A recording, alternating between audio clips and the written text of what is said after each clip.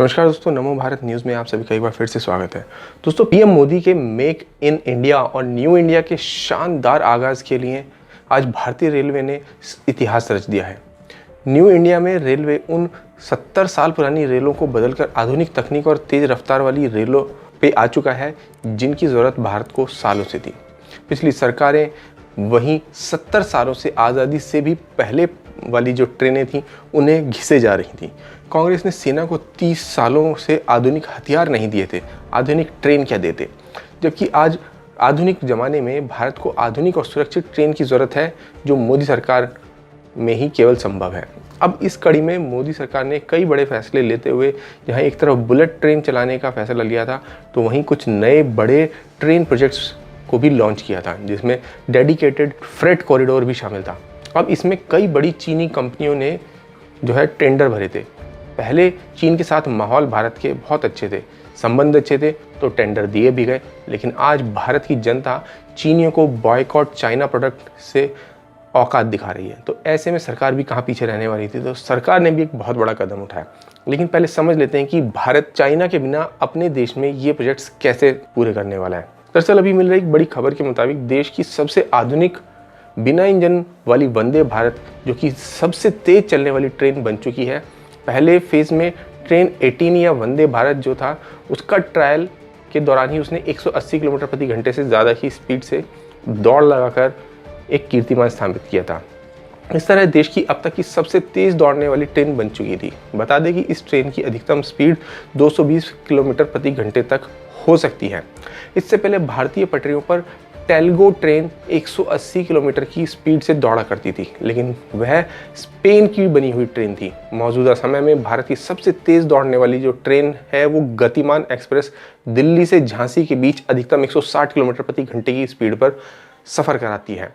तो वहीं आईसीएफ प्रमुख सुधांशु मनी दूसरे कह चुके हैं और ये बता भी चुके हैं कि ये ट्रेन कितनी ज़बरदस्त और शानदार परफॉर्मेंस कर रही थी, जिसके बाद ये अब भारत के लगभग हर एक राज्य से दूसरे राज्य में सफ़र तय करा रही है। यानी जो पहले जो कभी ट्रेन 18 या T18 नाम से जानी जाती थी, वो अब वंदे भारत नाम से सफ़र करा रही है। अब रेल मंत्री पीयूष गोयल ने इस संबंध में एक वीडियो भी जो है ट्वीट किया था। तब इस ट्रेन को 200 किलोमीटर प्रति घंटे की गति से चलाए जाने की संभावना जताई गई थी। यानी कि भारत के पास क्षमता है बुलेट ट्रेन की बराबरी करने की और हाई स्पीड ट्रेन चलाने की। तो ऐसे में भारत के कोई भी प्रोजेक्ट चीन की वजह से रुक नहीं सकते। इसी कड़ी में पूर्वी लद्दाख में जो चीन की सेना ने यानी कि PLA के अतिक्रमण के बाद भारत जो है लगातार अब आक्रामक है और अलग अलग तरीकों से उसे जवाब दे रहा है। भारत ने चीन को ताज़ा झटका देते हुए उसकी कंपनियों को semi high speed train set की बोली से बाहर ही कर दिया है। इसे चीन के लिए बड़ा झटका माना जा रहा है। रेलवे ने वंदे भारत प्रोजेक्ट के तहत हाई स्पीड ट्रेन के लगभग 44 सेट के लिए एक अंतर्राष्ट्रीय निविदा जारी की थी। इस निविदा में चीन की कंपनियों ने भी टेंडर भरा था और अब रेलवे ने पूरी टेंडरिंग प्रक्रिया को रद्द कर दिया है। रेलवे जल्द ही दोबारा से नई निविदा जारी करेगी, जिसमें किसी भी चीनी फर्म को भाग लेने की अनुमति नहीं होगी। मेक इन इंडिया प्रोजेक्ट के तहत इन हाई स्पीड ट्रेनों का निर्माण भारत में ही किया जाएगा। इस बारे में रेलवे ने शुक्रवार को कहा है कि उसने 44 सेमी हाई स्पीड ट्रेन यानी कि वंदे भारत ट्रेनों के निर्माण की निविदा रद्द कर दी है, जो पिछले साल आमंत्रित की गई थी।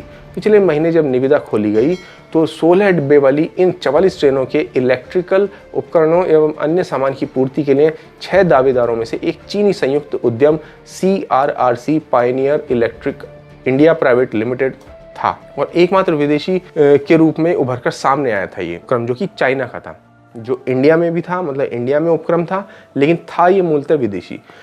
अब इसको भी जो है इस प्रोग्राम से बाहर निकाल दिया गया। आपको बता दें, वर्ष 2015 में चीनी company CRRC Yongji electric company limited और गुरुग्राम की pioneer electric India private limited के बीच यह संयुक्त उद्यम बना था, जिस वजह से ये उसने टेंडर हासिल कर लिया था। लेकिन अब वो इस टेंडर से बाहर हो चुका है। रेल मंत्रालय ने एक ट्वीट में कहा है कि 44 सेमी हाई स्पीड ट्रेनों वंदे भारत के निर्माण की निविदा रद्द कर दी गई है और संशोधित सार्वजनिक खरीद मेक इन इंडिया को वरीयता देते हुए आदेश के अंतर्गत 1 सप्ताह के भीतर ताज़ा निविदा आमंत्रित की जाएगी, यानी वो को जो पुराना जो टेंडर था उस टेंडर को ही रद्द कर दिया और अब एक नया टेंडर जारी किया जाएगा जिसमें केवल और केवल मेक इन इंडिया को ही सपोर्ट किया जाना है। यानी कि कोई भी ऐसी विदेशी कंपनी खास तौर से जो चाइना से संबंध रखती हो उसको इन टेंडर्स में शामिल होने ही नहीं दिया जाएगा। और इसकी प्लानिंग भारत सरकार ने या मोदी सरकार ने पहले ही कर ली थी। दरअसल चाइना से विवाद के बाद ही सरकार ने निश्चय कर लिया था कि कैसे केवल और केवल जो सबसे बड़े जो टेंडर्स होंगे पहले सिर्फ और सिर्फ भारतीय कंपनियों को ही दिए जाने हैं। हालांकि रेलवे ने इस टेंडर को रद्द करने के पीछे किसी खास कारण का उल्लेख नहीं किया है, लेकिन इसके पीछे माना जा रहा है कि इसकी वजह यही है। सूत्रों ने कहा है कि रेलवे यह सुनिश्चित करना चाहता है कि एक पूर्ण घरेलू इकाई निविदा हासिल करे और जैसे ही यह महसूस किया गया कि चीनी संयुक्त उद्यम दौड़ में सबसे आगे है तो इसे निरस्त ही कर दिया गया। इससे चीन को तगड़ा झटका लगा है। चेन्नई की रेल कोच फैक्ट्री ने 10 जुलाई को 44 semi high speed Vande Bharat ट्रेनों के निर्माण के लिए निविदा आमंत्रित की थी। इससे पहले लद्दाख में चीन भारत के बीच सीमा पर जारी गतिरोध के बीच भी रेलवे ने कोविड-19 निगरानी के लिए थर्मल कैमरा की आपूर्ति के लिए उस समय निविदा रद्द कर दी थी, जब एक भारतीय कंपनी ने निविदा विनिर्देशों को चीनी कंपनी के पक्ष में होने का आरोप लगाया था। सूत्रों ने कहा कि confederation of all India traders यानी कैट ने भी रेल मंत्री पीयूष गोयल को पत्र लिखकर इस निविदा को समाप्त करने का आग्रह किया था। अब आपको बता दें कि भारतीय रेल की पटरियों पर मेक इन इंडिया ट्रेन उतरने के बाद पड़ोसी देश भी अब हमसे इन वंदे भारत ट्रेन को खरीदने में इच्छुक हो गए हैं। तो अब हम ऐसे में किसी बाहरी देश की कंपनियों से अपना काम क्यों कराएं जब विदेशी हमसे खरीदना चाहते हैं। आपको बता दें कि श्रीलंका ने भारत से आधा दर्जन DEMU ट्रेन सेट की मांग की है।